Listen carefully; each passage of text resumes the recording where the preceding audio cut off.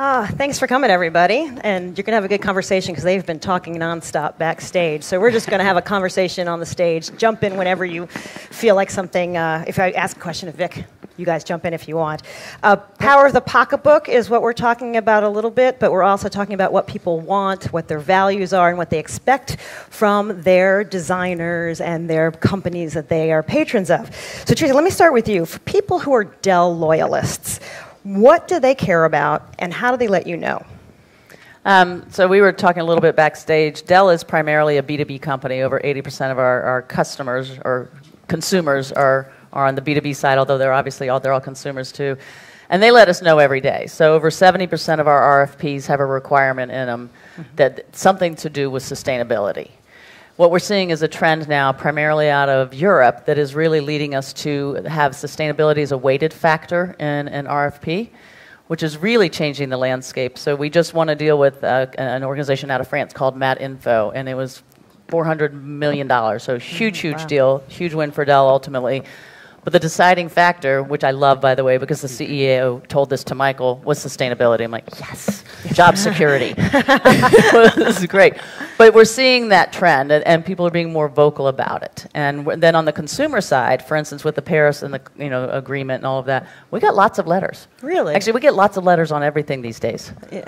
There's a lot of correspondence. I want to dive into just one quick thing. You said it was from Europe. Tell me, or is it... Why is Europe ahead of us in this? Europe is ahead of the United States in terms of their requirements. Both the EU is starting to have more requirements around sustainability, around supply chain visibility, transparency. So you're seeing much more of this come out of Europe than the United States. I think we're all heading that way. Okay. And by the way, regardless of administration and all the politics, business is heading that way regardless because our customers demand it. Globally, they demand it. Yeah. So we're going that way. And by the way, our employees demand it as well. Yeah. Vic, how about your consumers? How did they let you know, and what did they let you know? Yeah, well, we're a member-owned cooperative, right. So we were, 80 years old, and members write to us on a regular basis. We have, the board inbox, and those get flicked to me or other inboxes where we hear back from members directly. We also have annual membership meeting. It's kind of like a shareholder meeting for public companies that we host in Seattle that members can come to and ask their questions directly to us. And then from a product design perspective, beyond the typical product reviews and that type of infrastructure that an oil company has, we really have this cooperative design philosophy where we really design products in our house brands with our members and with member feedback directly and based on the employees who work in our stores. So that's another place. What do they tell you? What's the 2017 message from your... I would say one of the things people are really looking for is the ability to shop their values. And so how do you make that easy for a consumer? How do you really unlock that? So if you say, I want to purchase more responsibly, okay, well, what does that mean? And then how do I translate that into specific attributes of specific products? So for some consumers, that might mean made in the USA is something that they're passionate about. Another might be that they're vegan. How do you help them find outdoor products? Or they believe in organic and they want organic textiles. So that's one thing we're trying to do is get those attributes on all the products that have them, make that visible to consumers throughout the shopping experience so that they can shop their values. David, when someone comes to you and says, I want to have a design, I want it to be sustainable, do they understand what that means initially? Well, sometimes. Institutions, I think, understand better than a private homeowner. But since our founding 34 years ago, we've always been about immersing the client, with the climate and the culture of the place. And so intrinsically, that's about response to the environment. And so, and in Texas, that means education, because often people come to us with no aspirations about a high-performance building. Or in the case of Austin for the library, they said we want an aspirational building, and we all together pushed farther and made it better. And so I think always pushing farther, being aspirational very early on, and having a rigorous process that's grounded in the art in what we do, but also the science of what we do. Can you give me your pitch for someone who says, I'm not sure, this aspirational stuff, I don't know about that. Tell me how you convince them. Well, in Texas, it's all about economics. We just heard the mayor talk about how Georgetown now works to do that because of the payback. So we always put systems in front of users and say, this is more user-friendly, this is more interactive.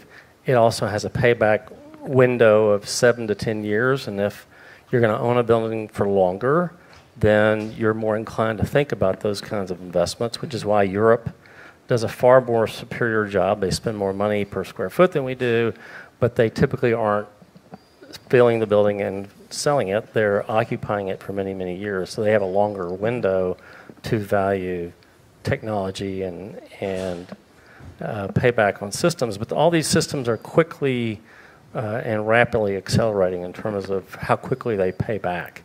So in the case of the central library, it was incumbent on the city, and it made sense for the city to have a 40% reduction in energy for the building, because of the payback. The systems we used were more immediate than even in a 5-year window. Trisa, in terms of, and this might be a good question for you as well, do your clients, your consumers, your customers, have you figured out how far they're willing to go? I'm thinking especially with electronics. You know, there's a lot of discussion about certain computers which are glued together and you can't get in there and fix them, and the reason they sell them is because people buy them. So people aren't willing to give up the portability and them being light. Have you figured out your parameters, how far people are willing to go? Is it price that makes the decision? Is it style? Is it design? Price is always a consideration. But we have a fair number of customers that ask a lot more detailed questions. We just had, the biggest one we've ever gotten had over 1,000 questions on our sustainability of our products. Wow. I can't think of 1,000 things to say, but there were 1,000 questions. So there were a lot of questions. But because it's not just consumer, we're primarily doing to larger organizations. They do look like things like what is the cost, but what's the return? So the energy efficiency of our products. We've saved our customers. We had a goal to reduce the energy efficiency across all of our product line by 80% from 2013 to 2020. 2020, right. We've saved our customers over $500 million so far. And that's when it starts to matter. If you go to places like the UK where the government is saying you need to reduce your emissions, your company, and let's just say you're a bank and all you are is transmissions, you're just data centers, right? Because that's what they do, they transact. How do they grow that business and reduce their emissions? So they have to come to you and say your product has to use less because we can help you grow. So I think they'll actually go pretty far. What pushes us the most is our customer base. What about for you at REI? You know, I would say it's fairly similar, and we're obviously dealing with much smaller individual purchasers. And so you have 16 million members who are coming to us and engaging in transactions on an annual basis, 6 million.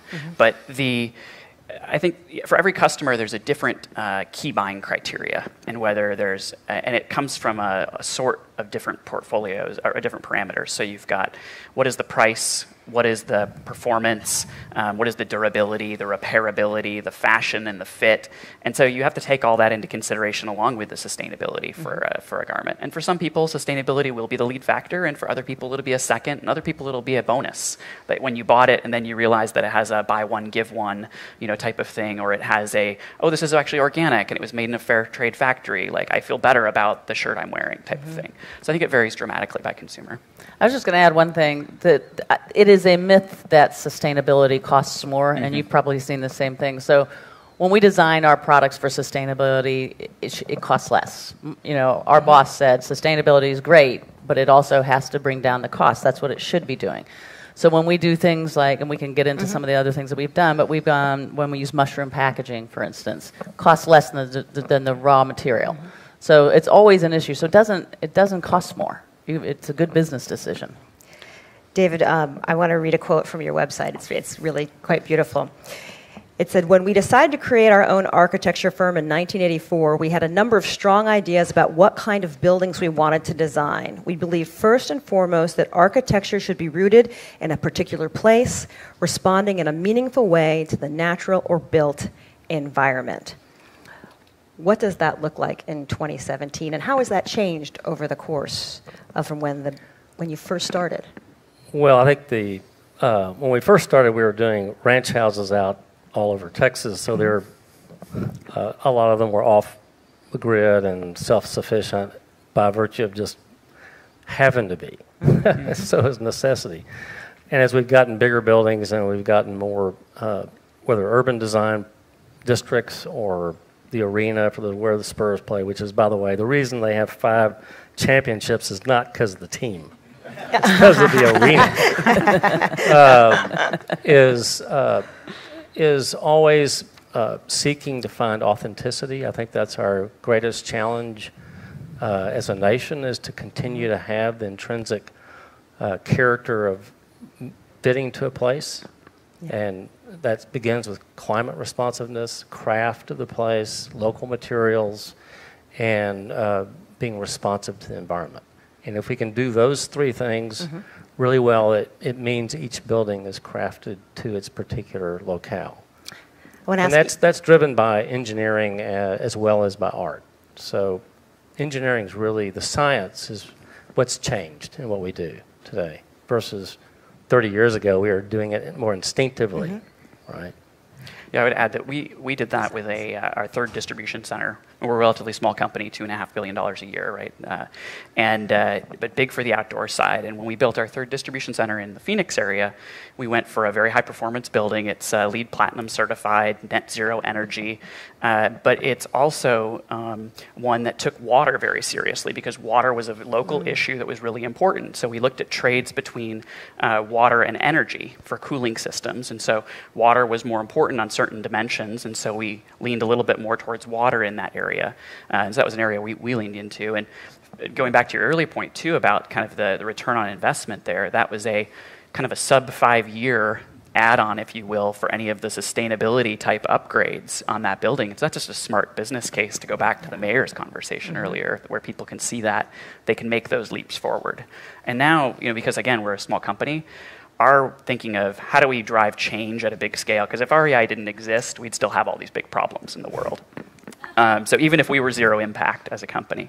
And so what we're looking at is how do we give that away to other people? So we've had over 100 organizations come through the facility, tour it, and we're happy to give the plans to whoever wants to copy them, because if we get somebody who's building 5 distribution centers a year that can also be net zero energy, LEED Platinum, great places to work, that's a far greater impact than we can have. I'm going to do a little show and tell. My cab ride in, I always talk to cab drivers. My boss is going to laugh because I always bring up a cab driver in every one of these events. But my cab driver said, "Have you seen our new library? It's the talk of the town." So there you go. $125 million, 200,000 square feet, housing 351,588 items. Yeah. Wow. Let's take a look. So I have to applaud the city of Austin and the citizens for wanting a library and for wanting to spend some reluctantly, $125 million for this facility. Having grown up in Austin, it's nice to finally have a living room that we call our own. But the city did charge us to do an aspirational building. It's a LEED Platinum, currently trending LEED Platinum. It's 80% daylit. So from right off the bat, we wanted it to be the most daylit library in the United States. That's beautiful. And light is beamed down 5 floors. It's big water reduction, 100% potable water reduction in the irrigation, 40% in the use, and about 43% less energy. So high bars of high performance, and really dreaming about what future buildings should be. And at the same time, there are screen porches that aren't shown that are very immersive in the Lady Bird Lake hike and bike trail system. And you come off the trail system till you park your garage and a bike garage. And so there's lots of thought given to alternative ways of getting to the library. What is it that, we can obviously see the beautiful lighting and the structure. What's something that we don't see here that's helping you reach your goals, and helping the library reach its goals? What you don't see is a pretty big photovoltaic array on the roof. There is a photovoltaic array on the porch that shades the butterfly garden, but that's not visible. The water systems that save the gray water recycling systems aren't visible. Since it's LEED Platinum and since we have the USGBC here today, it's important to talk about the resource conservation. Majority of the materials came within a 500-mile radius, so you can't sense that. And you can't sense 95% of the aluminum that's recycled by content. So a lot of this building is recycled. And that's just part of our charge to make environmentally sensitive buildings. And the challenge with buildings is they last a long time. And once you build them, it's not like an article of clothing that you love and wear and wear and wear. It's there to be used by a variety of users over its life. Yeah. And so the bigger challenge is you have to, I think, be much more committed to a process, since these buildings represent the highest. Our buildings represent the highest user of energy in the United States. Buildings do. Yeah. So we have a narrow window that's closing because of climate change, and so we're committed as a firm to being very aspirational about the 2030 challenge and having all of our buildings be zero carbon neutral by 2030, which is only 13 years. So we have to chart that. What's the biggest challenge to reaching that goal? The biggest challenge to our goal is water, frankly. Doing net zero water, especially on kitchens, houses, larger scale labs. We finished a lab at Georgia Tech that's one of the lowest water energy using labs in the United States. This is a net zero, this is the first living building in Texas. And the Georgia Tech was the next water thing. foundation, so that's zero water, it's completely self-sufficient. And then the next image is a lab building for Georgia Tech. So that's the most energy efficient, water efficient lab building built in the last 5 years. But these are all metrics we are all hoping, like you do, that people come and they visit all these buildings, and the next building is more aspirational, right? That's how we get out of this mess. that we all have to be aspirational, and at the same time go back to all the old buildings, right? And go through that hard work of retrofitting, because exactly the most sustainable building is a repurposed building, for sure. Trisa, tell us about the Oceans Plastic Project. Yeah. So we have a goal. We have a legacy of good, and we have 22 goals. And one of those goals is to have zero waste packaging by 2020. And we've done a lot of things to try to get there, but we started investigating 2 years ago the whole issue, actually working with a scientist out of Georgia Tech. We started looking at the whole issue of ocean plastic waste, and we started thinking, well, how do we use that in our packaging? So we actually flew down to Haiti, and people are like, why Haiti? I'm like, well, they got a lot of ocean plastics, and you know what? It's real close to Texas, so wasn't that far a flight. So we went down to Haiti just to investigate the supply chain, to investigate the quality. This was 2 years ago, the quality of the material, the plastic that we recover. And by the way, you want to get the plastic before they actually disintegrate into the ocean, because then it's impossible. That's what you now have in your sea salt when you eat. But so we want to get all those bottles that are just floating on top of the water. So in April, we actually launched our first ocean plastic packaging. This year, we will use 8 tons of plastic from the ocean in our packaging. I know that sounds big, but 80 million tons go in every year. Wow. So I think really the more important thing we're doing right now, I mean, this is a great start, but actually today in California, we've got about 20 businesses meeting together of all different furniture makers, car makers, coming together to start to build the world's first consortium to actually create a scalable global supply chain for ocean plastics so that we can get more than 80 tons coming back out, right? Wow. I mean, 80 million tons. So just our 8 is great, but it's not enough. I would like to see the herding device. How do you a lot of it's herd human. That plastic? There's a lot of human herding device, but the good news on that is it gives jobs to a lot of people in places like Haiti. Creates so another smaller economy. Boats going around picking up with fishing people, nets. They get paid fishing for per big box of plastic per pound. And we're speaking with the government in Indonesia. That's probably South China Seas, or kind of where the worst problems are. So that to me is the more significant contribution this group will make. Yeah. So Vic, part of this this is about the bottom line.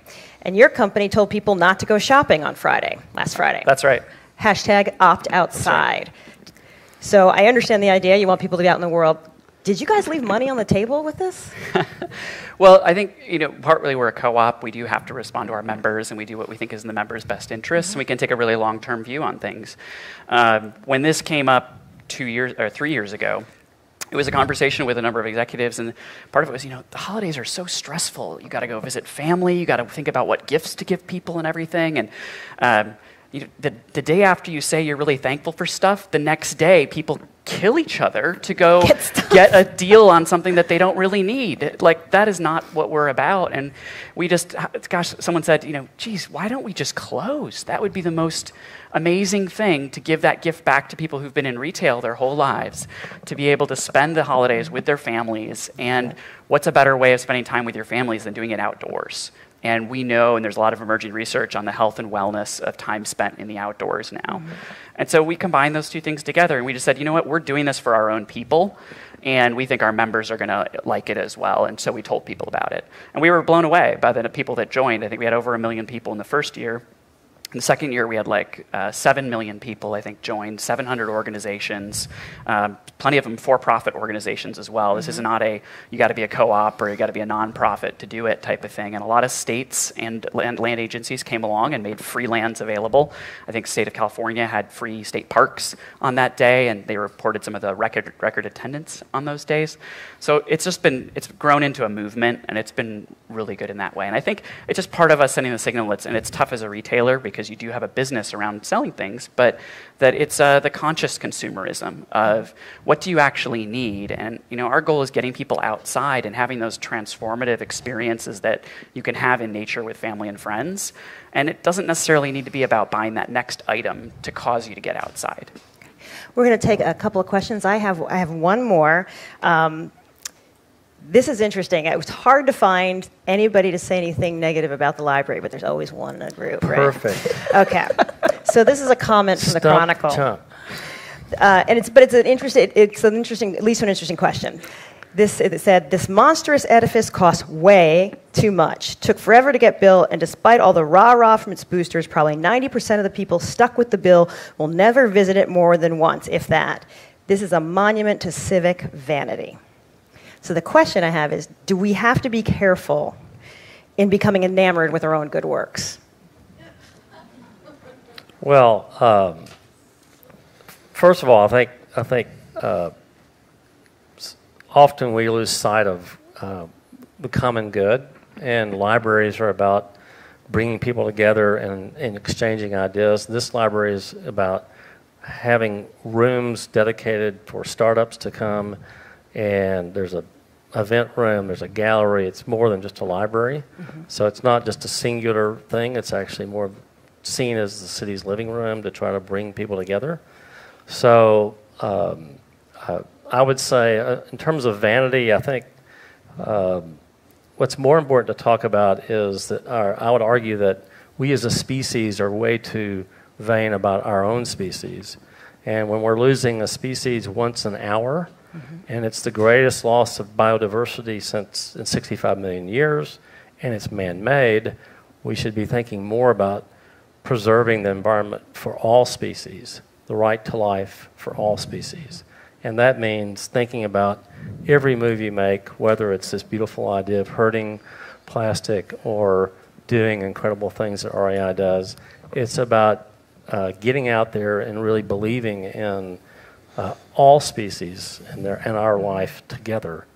And that's not a vanity project. That's a very serious project. Do you have questions from the audience?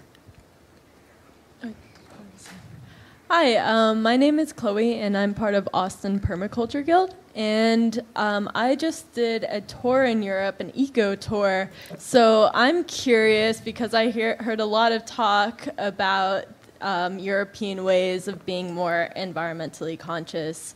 And granted, I study a lot of really alternative ways, like building with tires, for instance. But something that I noticed on more of the corporate scale was a cradle-to-cradle model.